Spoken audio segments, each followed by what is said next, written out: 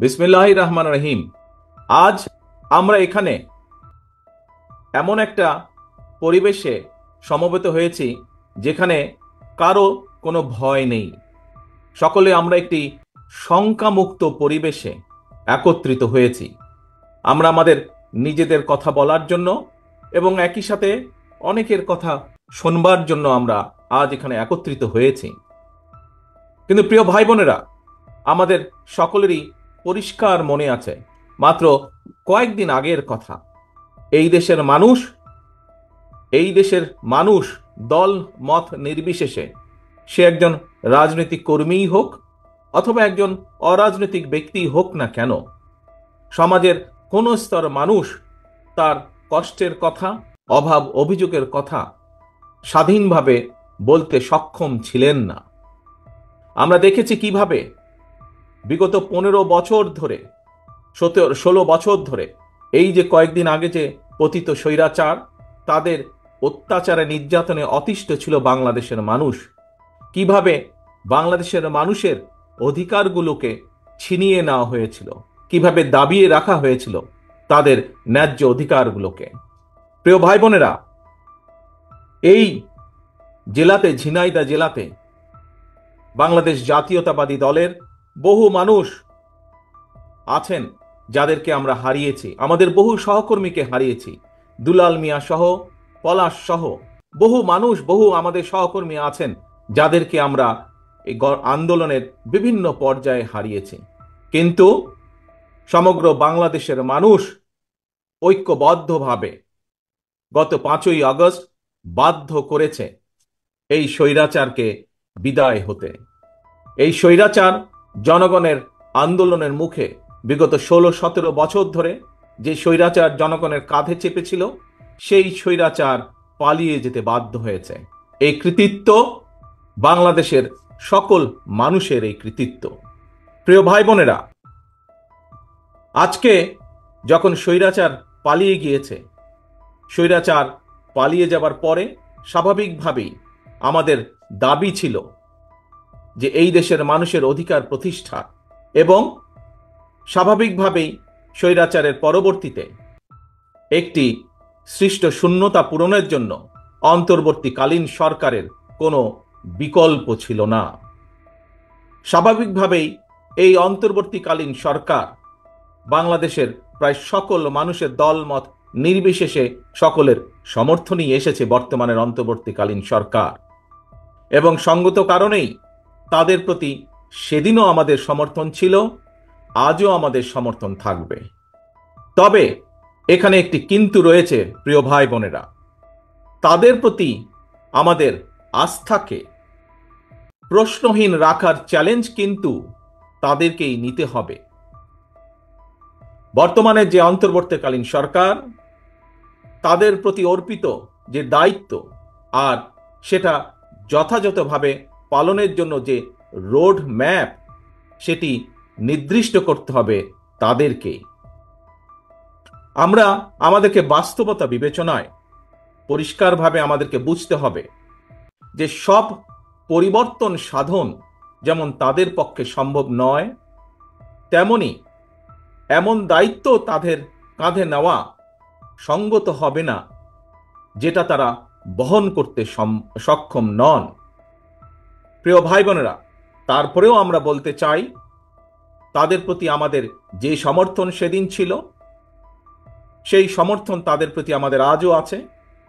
তারা জনগণের মূল যে দায়িত্ব পালনের জন্য আজ দায়িত্বভার গ্রহণ করেছেন, সেই দায়িত্ব যাতে তারা সঠিকভাবে পালন করতে সক্ষম হন, সেই রকম সমর্থন তাদের প্রতি আমাদের অবশ্যই অব্যাহত থাকবে। প্রিয় ভাই বোনেরা, আমাদের আরেকটি বিষয় আজ অনুধাবন করতে হবে, বাস্তবতা বুঝতে হবে।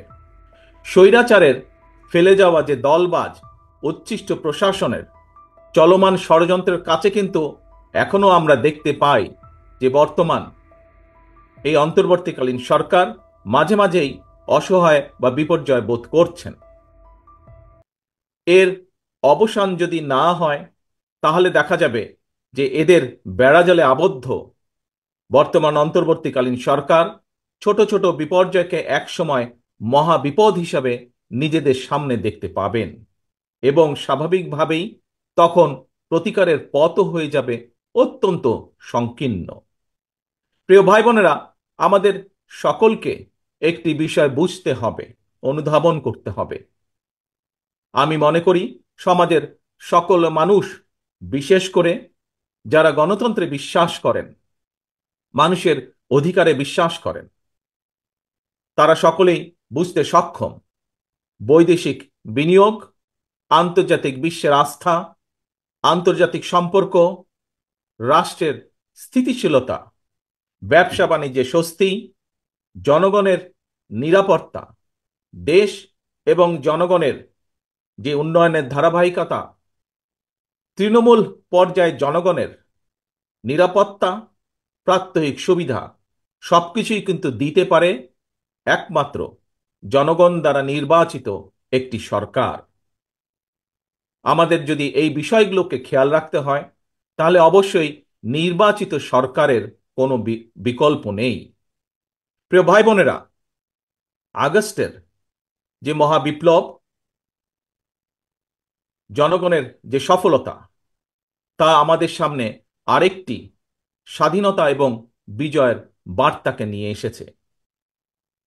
স্বৈরাচার পতনের এই মহা সমরে, এই যুদ্ধে বা এই আন্দোলনের সফলতা দেশের সর্বস্তরের মানুষ, রাজনৈতিক দল, ছাত্র জনতা, গৃহিণী, শ্রমিক, সবার অবদানকে আমরা যদি মর্যাদা দিতে ব্যর্থ হই, কিংবা 17 বছর ধরে অবিরাম আন্দোলনে গুম খুন, হামলা মামলা আর নির্যাতনে পৃষ্ঠ লক্ষ লক্ষ রাজনৈতিক কর্মীর অবদানকে যদি আমরা যথাযথ মূল্যায়নে সমর্থ না হই, তাহলে ইতিহাস কিন্তু আমাদের কাউকেই ক্ষমা করবে না।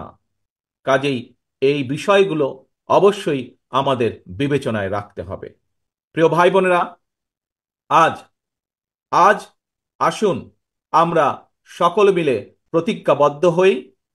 আজ আমরা সকলে মিলে শপথ গ্রহণ করি গত 17 বছর এবং বিশেষ করে জুলাই এবং আগস্ট মাসে যে মানুষগুলো আত্মহতি দিয়েছেন, যে মানুষগুলো নিজেদের সবকিছু উজাড় করে এই দেশকে স্বৈরাচার মুক্ত করেছেন, আমাদের সকলের ভবিষ্যতের জন্য জীবন বাজি রেখে যারা যুদ্ধ করেছেন, তাদের এই আত্মত্যাগ সেদিনই সফল হবে। তাদের এই আত্মত্যাগ সেদিনই সফলতা লাভ করবে, যেদিন এই দেশের মানুষ রাজনৈতিকভাবে তাদের অধিকার ফিরে পাবে এবং রাজনৈতিক অধিকারের পাশাপাশি একইভাবে যেদিন বাংলাদেশের মানুষের অর্থনৈতিক মুক্তি অর্জিত হবে, একমাত্র সেদিনই আমাদের শহীদদের, 71 সালে স্বাধীনতা যুদ্ধের শহীদ এবং একই সাথে গণতন্ত্র পুনরুদ্ধারের আন্দোলনে যারা শহীদ হয়েছেন, যারা বিভিন্নভাবে ক্ষতিগ্রস্ত হয়েছেন, তাদের এই ত্যাগ সফলতা লাভ করবে। প্রিয় ভাই বোনেরা, আজ আমাদেরকে সেই প্রতিজ্ঞায় নিতে হবে, আজ আমাদেরকে সেই শপথই নিতে হবে।